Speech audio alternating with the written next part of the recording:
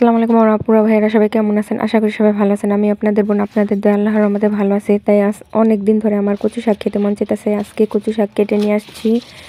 দেখুন কচু শাকটা আমি একটা দড়ি দিয়ে বেঁধে রাখছি, কারণ কচু শাকটা ছিল ভেজা, যাতে পানিটা একটু ঝরে যায় তার জন্য। আর কচু শাকে ছিল একটা ফুল, এই জন্য ভাবতেছিলাম এই একটা ফুল দিয়ে কি করা যায়। তারপরে ভাবতে ভাবতে ফুলটা কেটে নিয়ে আসলাম।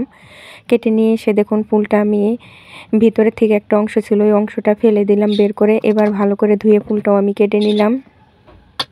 ফুলটা কেটে নেওয়ার পরে আমি এখানে নিয়ে নিচ্ছি 3 চামচ বেসন, আর সাথে দিয়ে দিতেছি হলুদ মরিচ ফাঁকি, ধনিয়া ফাঁকি, জিরা ফাঁকি, গরম মশলা ফাঁকি, সাথে দিয়ে দিলাম লবণ আর আদা রসুন পেস্ট। এবার পানি দিয়ে একটা ব্যাটার করে গুলিয়ে নিতেছি। এবার দেখুন যে ফুলটা আমি কচু শাকের ফুলটা কেটে রেখেছিলাম, সেই ফুলটা দিয়ে দিলাম ব্যাটারে।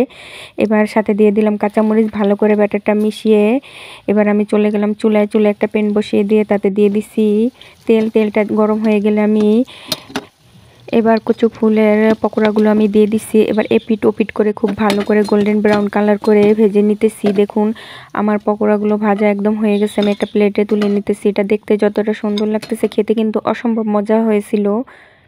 তো দেখুন পকোড়াগুলো আমি আপনাদের দেখিয়ে দিতেছি। তো এইভাবে আপনারা পকোড়া বানিয়ে খেয়ে দেখবেন, আশা করি সবার ভালো লাগবে।